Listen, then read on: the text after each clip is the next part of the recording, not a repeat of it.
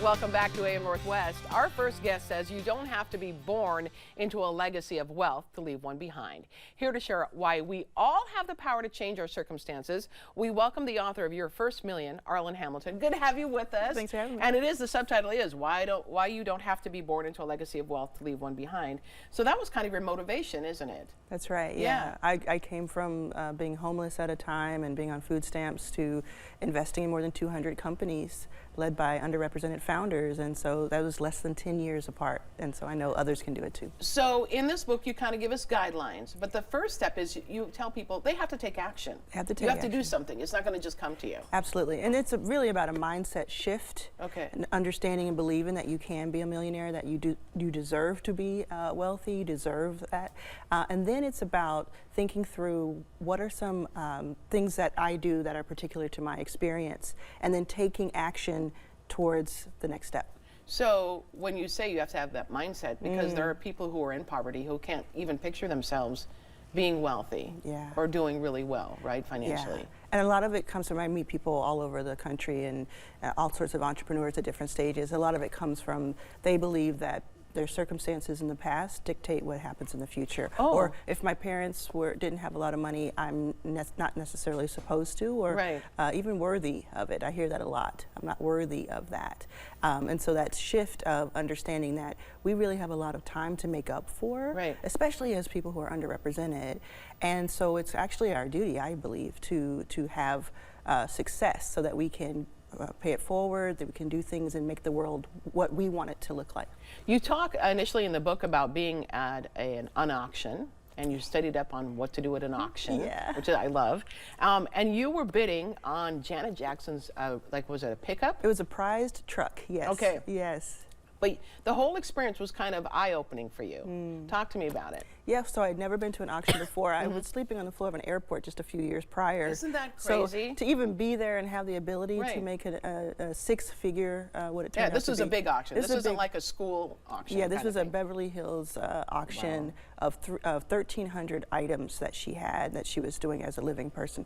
And I wanted the centerpiece. It was called the centerpiece item, which is this truck that was prized, came with a phone call where she would tell the bidder the significance of the truck to her in a private conversation. So I went into it. I didn't think I was going to get it because the Kardashians were bidding, Christina Aguilera was bidding by representative, and I thought it would be a fun story, but also I was ready with an amount.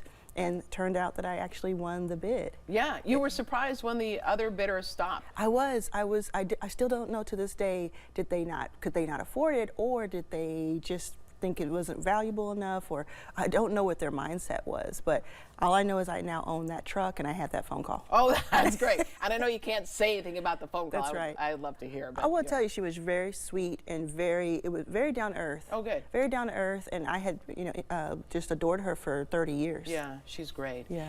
Okay, so what does it take, the first step to earning that million, to becoming wealthy, to then leaving an inheritance for the generations coming after you? What does that take? Does it take being an entrepreneur? I think entrepreneurship is the fastest route to it. It's not an easy route. I know you mentioned mindset, but I'm just saying. Entrepreneurship is not easy, but it is, I believe, the fastest route, where in a decade-long period, you can change the entire trajectory for your family and their legacy. And you started a business, right? I did. I started several businesses. Yes. But one was in the music business? Yeah, well, I used to work in live music, and so that was kind of like the first business that had a music magazine after that. Right. And I just started these things, and I never really understood unit economics. I was undercharging. I was not really valuing myself enough. And then in the last decade is when I understood, not only from my own businesses, but investing in 200, and that meant that I've seen more than 10,000 companies. So venture capitalism is what you call it, right? Yes. So then you go from owning this business to then investing in others. And why invest in others? I learned a statistic in 2013, I believe it was. Because you read you studied up. I studied, I kind of did a homeschool for venture, because I originally wanted to raise money for my own company. That's what the original thing was.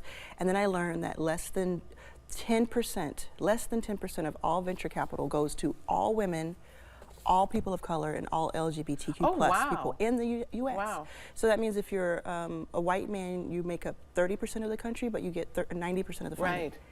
Because isn't it that people fund things that they feel comfortable Right, with, and then who has the money? Yeah, it's a very similar statistic to who is in power and who has the check writing ability. So I decided, I said I could try to raise money for my own company, but what if I became a check writer and started to change the face of venture capital?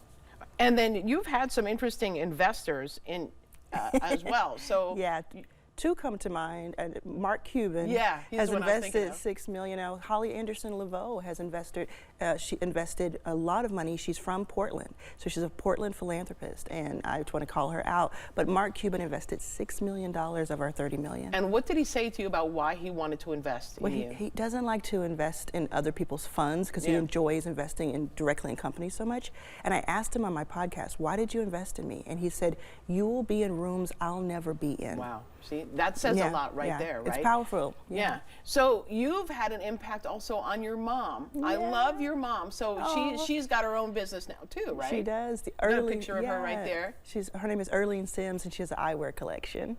She has an eyewear collection. Yes. Oh, that's great. Yeah. And it's doing well? It's doing really well. So did she learn from you then? I think we were learning from each other. Right. And people will run over me to go to her booth. I love that. And then you're married, and your wife is an actress and a composer, right? And then, so does she learn also from you, or have you both learned from each other and you work as a team? She tells me that she learns from me, and she kind of picks up on things, and we complement each other very well.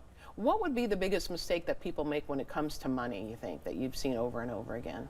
Just believing that you shouldn't be in the room, believing that you don't deserve the money. I think that's it. And as an entrepreneur, not knowing your numbers, not being prepared for opportunity when it comes to you. So many times people are raising money, but they don't know why they're raising a certain amount, right? Et cetera, et cetera. So you need to learn. You need to study. Study, and there's so much free information out there on all these channels, and people, and of course, look for the source. Have they had success, and are they teaching that success? Right, fantastic. We want to tell everyone you're booking in your first million, why you don't have to be born into a legacy of wealth to leave one behind. Thank you so much, Arlan. Thank you for having me here. All right, we'll be right back with more AM Northwest. Don't go away.